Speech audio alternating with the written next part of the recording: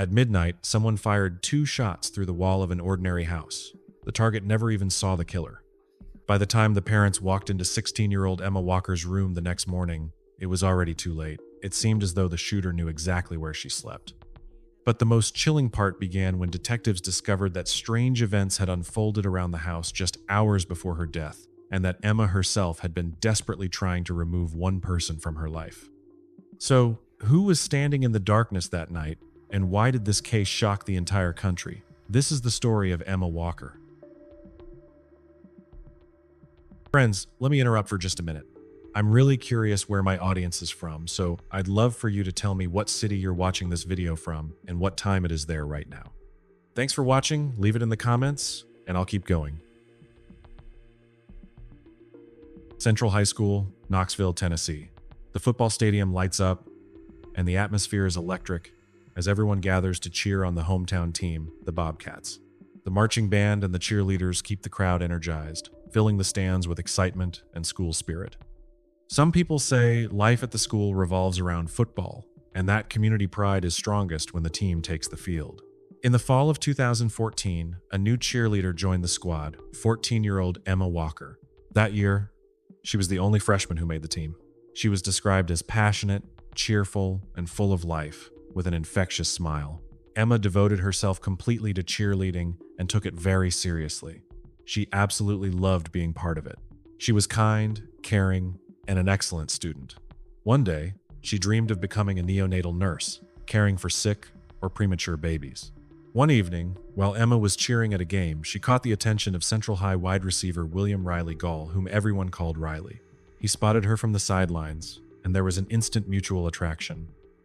Riley, who was 2 years older, was also a successful and popular student. He attended community church, loved video games, and his friends said he was something of a jokester, not your typical jock. At the time, Riley was already in a relationship, but he ended it shortly afterward to start dating Emma. The football star and the cheerleader quickly became the classic popular high school couple. Riley got along well with Emma's family. Her parents said he seemed like the boy next door. But their opinion changed quickly when they learned that Riley planned to keep his promise to attend junior prom with his ex-girlfriend and then go to senior prom with Emma. Emma's parents didn't like that at all. They worried that his priorities weren't centered on their daughter. Emma herself didn't seem concerned. Her social media was filled with photos of their relationship, romantic pictures, and playful selfies. But her friends found it difficult to get to know Riley. At first, they thought he was just shy and reserved. But over time, they stopped making excuses for his behavior and started noticing troubling warning signs. Many of Emma's friends said it became obvious that Riley didn't want her spending time with anyone except him. They shared their concerns with Emma, but she brushed them off and insisted there was nothing to worry about. Emma's parents took away her phone in an attempt to end the toxic relationship, but Riley gave her an iPod Touch so they could secretly message each other over Wi-Fi without her parents knowing. Over the next 2 years, Emma and Riley broke up and got back together countless times. Their relationship became increasingly toxic and unstable. Every breakup was more dramatic than the last, and they frequently got into intense arguments. Riley would send message after message and constantly call her. He bombarded her with phone calls and even waited outside her workplace for hours until she finished her shift. Emma's parents, Mark and Jill, said they tried to convince her to end the relationship. Jill said Riley had a way of isolating Emma and making her believe he was the only person she needed. The harder they pushed Emma to leave him, the more conflict it created between them. By the fall of 2016, much to everyone's concern, Emma and Riley's relationship hadn't improved. Riley had already graduated and was a freshman at Maryville College, about 30 minutes away, while 16-year-old Emma was a junior in high school. Around Halloween that year, in a desperate effort to help their daughter, Emma's parents grounded her. She was only allowed to leave the house for school or cheerleading practice. They began closely monitoring where she went and who she spent time with. To their surprise, it had the positive effect they had hoped for. Mark said she started acting like herself again. She spent time with the family, talked with them, and ate dinner together. Emma even texted her friend Keegan to say that she and Riley were finally over after she saw photos of him with other girls at college. Keegan and the rest of Emma's friends were relieved. As expected, Riley took the breakup very badly. Emma was allowed to go spend time with friends. Around 11:30 that night, her friend Zach arrived at the house. Emma met him outside and quickly pulled him inside. She told him she'd been receiving strange text messages from an unknown number. Emma assumed one of Riley's friends was playing a cruel prank. She replied, threatening to call the police. But that didn't stop the sender. The messages became even more disturbing. Then Emma received another text claiming that Riley had been dumped outside her house. She and Zach ran outside, and sure enough, they saw someone lying face down in a ditch nearby. It was Riley. When they approached him, he was holding his head and looked confused. He claimed he'd been kidnapped and had no idea how he ended up there. Emma burst into tears and told him, "We're broken up. You have to leave me alone." An upset Riley walked away down the street by himself. Later, he called his friend Noah and claimed he'd been kidnapped. Noah didn't believe a single word. Feeling uneasy, Emma spent the night at her friend's house. The next morning, just after 10 o'clock, she drove home with her friend Haley, who lived near the Walker family. On the way, they noticed a man dressed entirely in black walking down Emma's street. Emma dropped Haley off at her house and then drove home. She was supposed to meet her mother, Jill, and began getting ready inside. But the mysterious man soon returned and started ringing the doorbell and pounding on the door. Emma panicked and texted her friends. She also reached out to the one person she believed might come help her, Riley. When Riley arrived, the stranger disappeared. Emma's friend Haley was convinced that the man had actually been Riley. She said she had absolutely no doubt. She became even more certain after spotting his car nearby. She even texted Riley asking what he was doing outside Emma's house, but he denied it was him. Jill Walker came home looking for Emma and found her outside with Riley in the front yard. Jill reminded him that he was not allowed anywhere near their home and ordered him to leave. Emma was visibly frightened and suggested it might have been a burglar. Jill didn't believe that. She knew it wasn't a coincidence. But Emma insisted Riley had nothing to do with it. After that incident, Jill and Mark became so concerned about their daughter's safety that on Sunday they drove her to work, waited until her shift ended, and brought her straight back home. Inside the Walker home, everything seemed quiet and peaceful. Emma talked with her friend Keegan about an assignment they needed to turn in, then went to bed around midnight. Shortly after midnight, Riley, who was in Maryville, borrowed his roommate's phone and called Emma. According to Riley, Emma told him during that conversation that she didn't want to get back together, and then the call suddenly ended. Afterward, Riley sent her countless text messages and called about 40 times, leaving numerous voicemails. Emma never responded, and eventually he stopped trying to contact her. During the night, Emma's father woke up to what sounded like someone inside the house, followed by 2 loud slamming doors. He walked through the house, checked Emma's room and her brother Evan's room, but saw and heard nothing unusual. Everything appeared undisturbed. Assuming he'd imagined it, he went back to bed.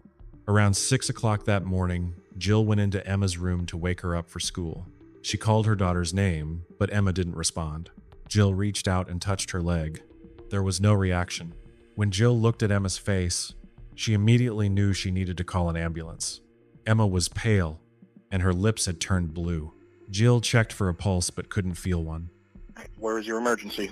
Jill Walker! What's going on there? I just tried to wake up my daughter for school, and she has no pulse. How old is she? She's 16. You said that she's non-responsive? Yeah. 16 years old, Emma Walker was dead. Police soon arrived at the Walker family home. There was a small amount of blood around Emma's mouth, and it appeared she may have vomited, possibly because she had swallowed something. But officers noticed a small hole in the wall of her bedroom, which led them to consider another possibility. It was a bullet hole. Someone had shot Emma in the head through the wall while she was sleeping. Outside the house, investigators found 2 shell casings, and they needed to determine where the second shot had gone. After searching around the house, they eventually found another hole at roughly the same height. That shot had also been fired into Emma's bedroom, landing right beside her bed. The shots were fired from approximately 4 to 5 feet from her bedroom window between 2:30 and 3 o'clock in the morning. One bullet struck her behind her left ear, likely killing her instantly. The second bullet became lodged in her pillow. Whoever fired those shots knew the layout of the room and knew exactly where Emma would be sleeping. Hundreds of people offered their condolences, including numerous messages from Emma's ex-boyfriend, Riley.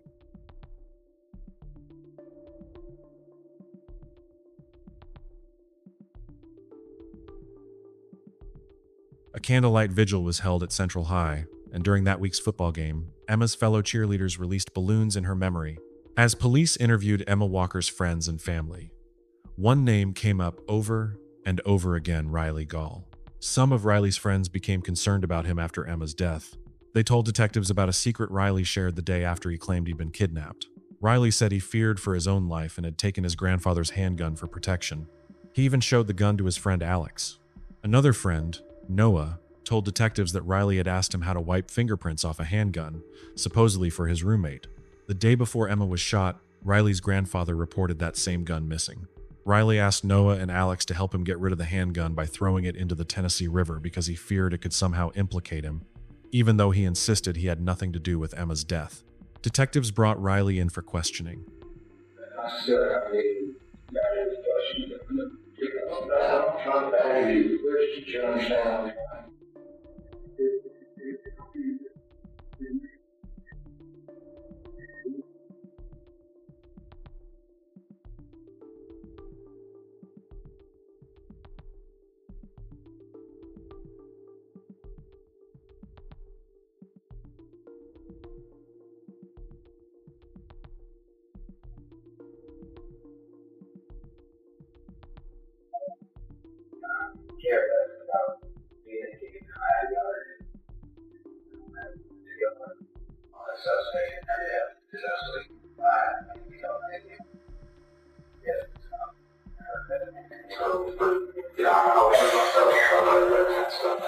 Police questioned him for several hours that day.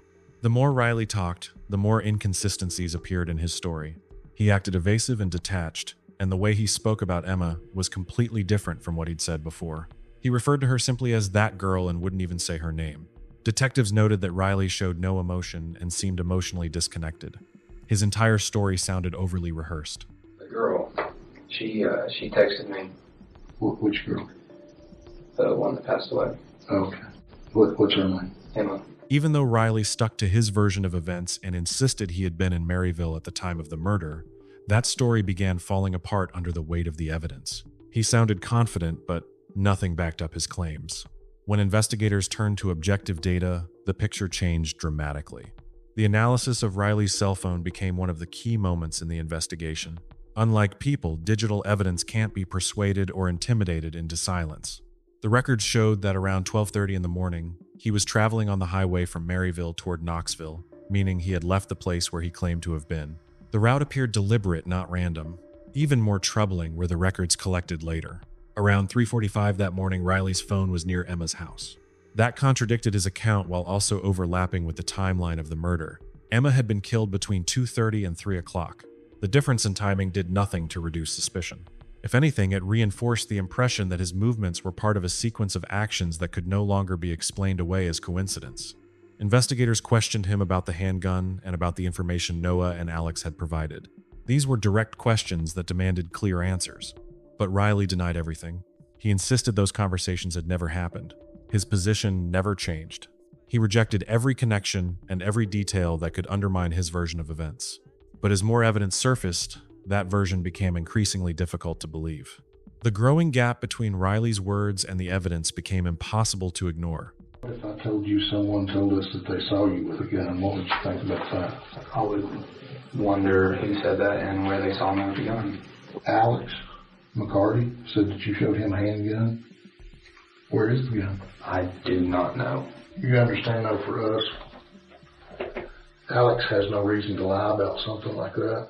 Yeah, but I'm telling you, I don't know where it's at. He said that you showed him the gun, you told him that you'd had it, and you told him that you got it from your granddad. Don't have the gun. I don't know why he would say that. Do you ever remember having a conversation with Noah about getting fingerprints off a gun? How do you get fingerprints off a gun? No. At that point, Riley remained the only suspect in the case, and the pressure surrounding him continued to build. All eyes were on him. Every move he made seemed to be under quiet scrutiny. Even so, investigators still didn't have enough evidence for an immediate arrest. They were missing the one crucial piece that would allow them to act without question. That uncertainty created enormous tension. The truth felt close, but it still hadn't been fully secured. After leaving the police station, Riley acted quickly and carefully. He sent Noah and Alex a text message. It was brief, but revealing. He asked them not to speak with police anymore and to delete all of his messages. It appeared to be an attempt to control the situation and eliminate anything that could be used against him. His words reflected anxiety and a desperate effort to erase anything linking him to the investigation. What Riley didn't know was that Noah and Alex had already made their decision. From the moment they learned about Emma's death, they had been cooperating with police. For them, this was no longer just an unfortunate situation.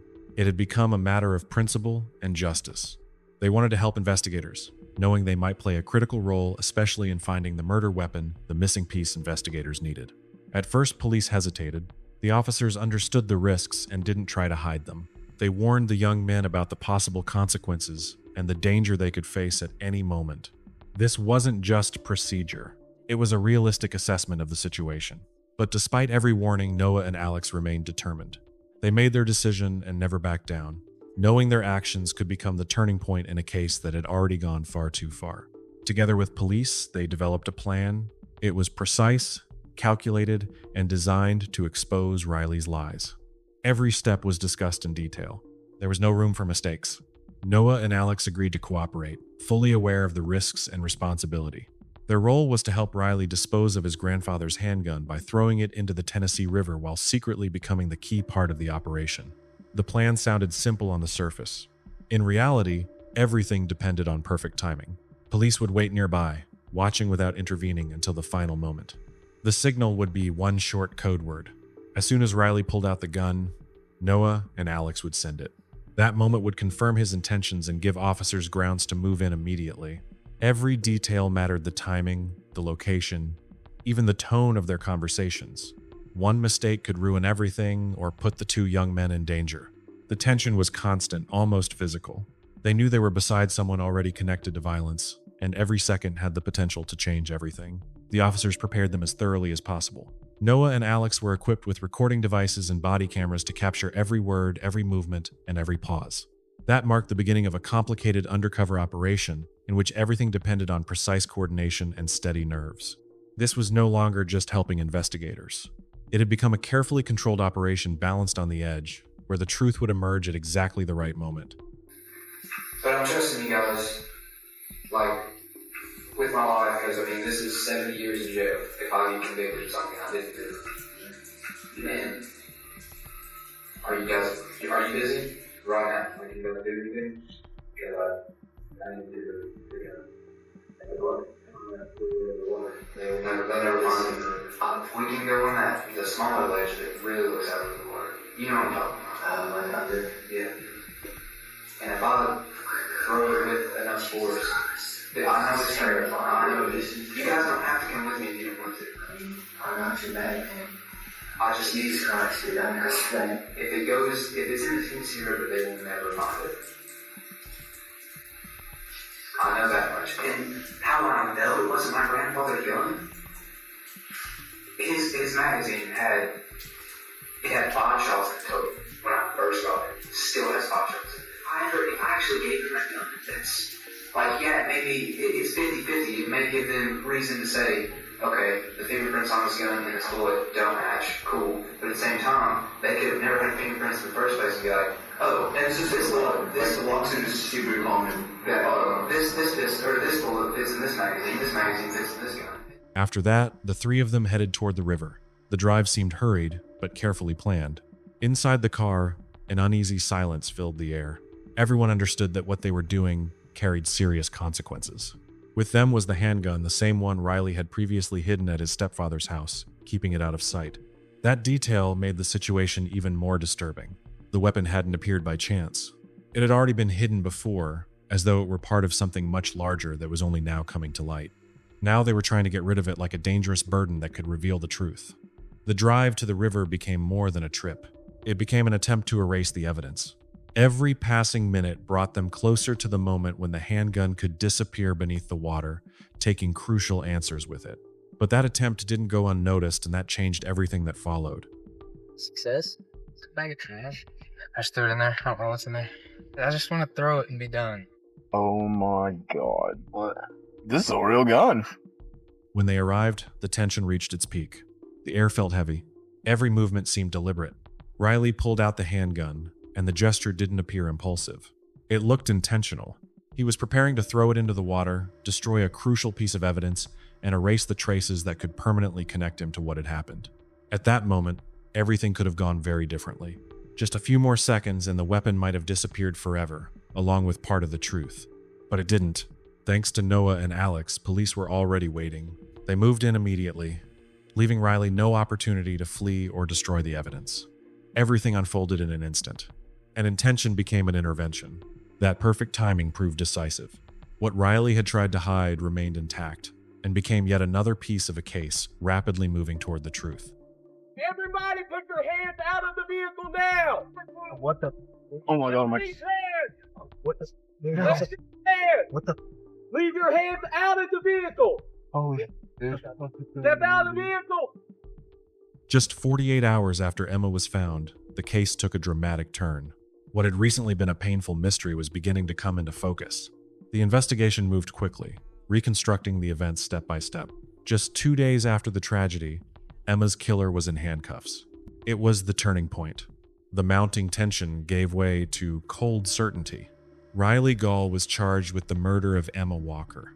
Police continued gathering evidence, carefully examining every detail and every possible lead. In the trunk of his car, investigators found black clothing and shoes. The items immediately raised suspicion and did not appear to be there by coincidence. Within the context of the investigation, they looked like part of a deliberate plan rather than an accident. Based on the evidence and the facts investigators had established, the picture began coming together. Their conclusion became clear and unmistakable. It was Riley. According to investigators, just days earlier, he had already tried to get into Emma's house. That incident no longer looked isolated. It had become another link in the chain of events that ultimately led to the tragedy. Opening arguments began today in the first-degree murder trial. Our Ann Brock was there today. A lot of emotion surrounding this case. Some tough talk, though, as well, about evidence and patterns of behavior. You picked it all up, Ann. Absolutely. Emotional, of course, as a mother had to be the first witness to take the stand and describe so much surrounding her daughter's death. But both sides in this case really dug in, trying to show behavior patterns. The defense trying to bring out details of how this teenage girl you see pictured behind me was defying her parents, even when they didn't want her around her boyfriend, trying to show that while he was what the defense attorney even called obsessive in his behavior, he did not intend to harm her. Now, prosecutors are trying to show that Gall was stalking his former girlfriend, even planning to harm her. They're pointing to evidence from the gun they say Riley stole from his grandfather to having a bag full of black clothes and gloves in a garbage bag. Police collecting these things when they arrested him. Riley Gall's trial began a year and a half later after a long period of waiting during which the case remained in the spotlight for both the family and the community. Every court session was filled with tension, where every word carried weight. Riley maintained his innocence and chose to remain silent. He refused to testify. His defense also chose not to call any witnesses, reinforcing the impression of a restrained and carefully calculated strategy. The defense did not deny that the shots had been fired. Instead, they tried to change how the jury viewed what had happened. They argued that this was not an intentional killing but a tragic accident. According to them, Riley never intended to kill Emma. They claimed he fired near her room only to scare her, without realizing the bullets could easily pass through the wall. According to the defense, that mistake led to the fatal outcome. In their version of events, Riley's actions were reckless but not premeditated. They described them as a desperate attempt to get Emma's attention, make her contact him again, and restore the relationship she had already decided to end. They painted a picture in which emotion overwhelmed common sense but never became a conscious intent to kill. The defense attorney went even further, arguing that Emma viewed Riley as her rescuer, and that this was supposedly the foundation of his plan. According to the defense, he wanted to create a dangerous situation and stage a threat so he could appear as the one who came to save her. But, they argued, the plan had been clumsy and dangerous from the very beginning. Eventually, everything spiraled out of control when the shots that were meant only to frighten her caused irreversible consequences. In that version, it wasn't calculated murder, but a catastrophic mistake with devastating results.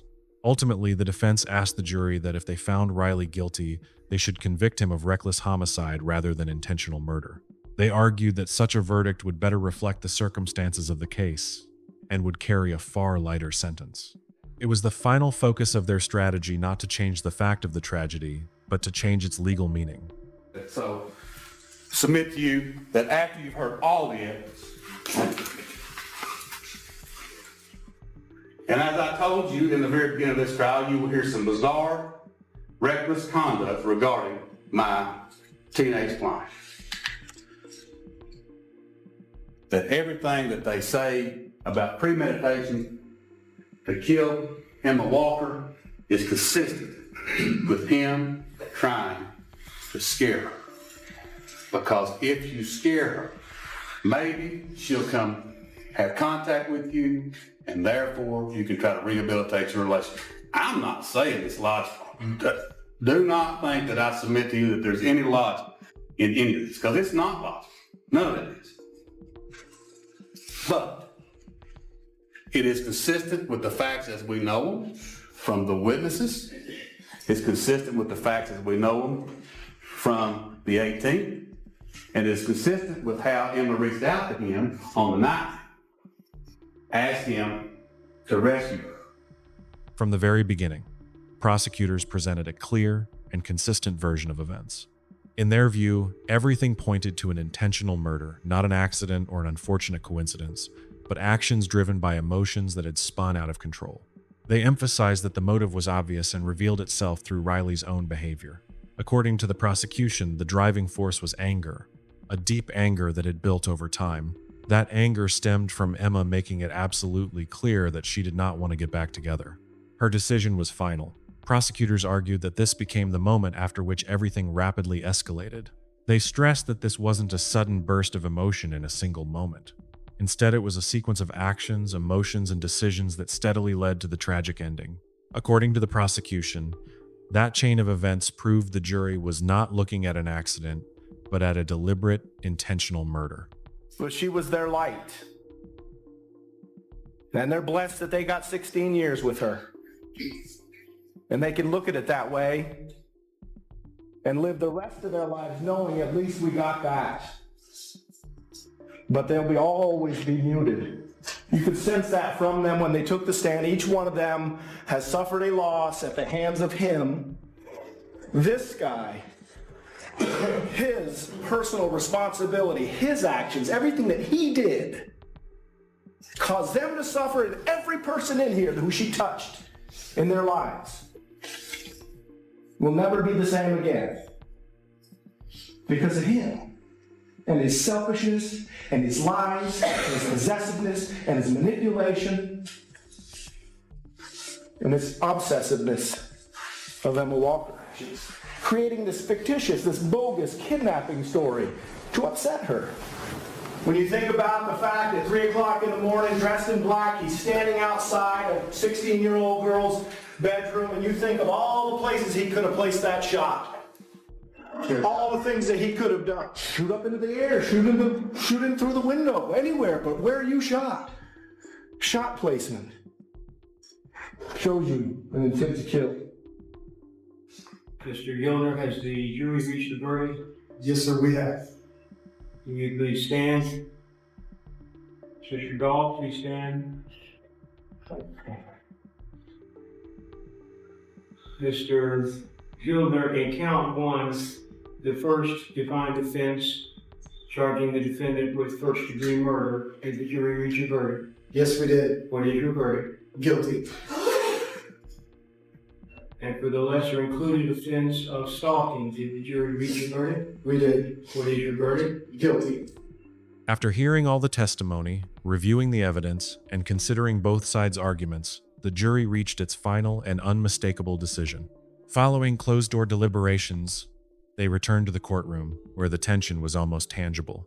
There, the verdict that brought this stage of the case to an end was announced.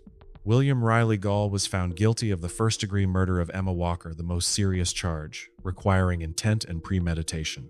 In addition, the jury found him guilty of several related offenses, including stalking that created an ongoing threat, theft, reckless endangerment that could have led to even greater harm, and unlawful possession of a firearm during the commission of a dangerous felony. Each conviction reflected another piece of the overall picture. Together, they formed a complete and deeply disturbing story. That combination of evidence and circumstances, reconstructed step by step during the trial, convinced the jury of Riley's guilt beyond a reasonable doubt. At times, I was scared for I caused her emotional, but I wasn't angry. But I never once even imagined to cause her any physical harm. My intentions that night, whenever the harm came,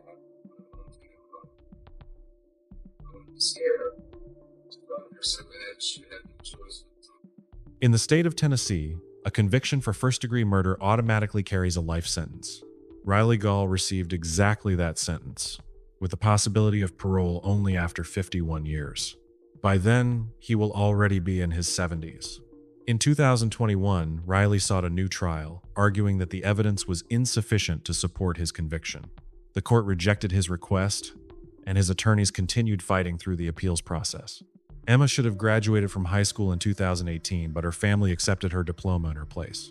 Her empty seat at the ceremony served as a reminder of the future she was denied. After Emma's death, those closest to her did everything they could to keep her memory alive. A scholarship was established in her name at her school.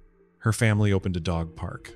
They also created a room in the neonatal intensive care unit at East Tennessee Children's Hospital in honor of her dream of becoming a neonatal nurse. Jill Walker said she wants people to remember Emma not for the tragedy, but for her kindness, her love for others, and the light she left behind.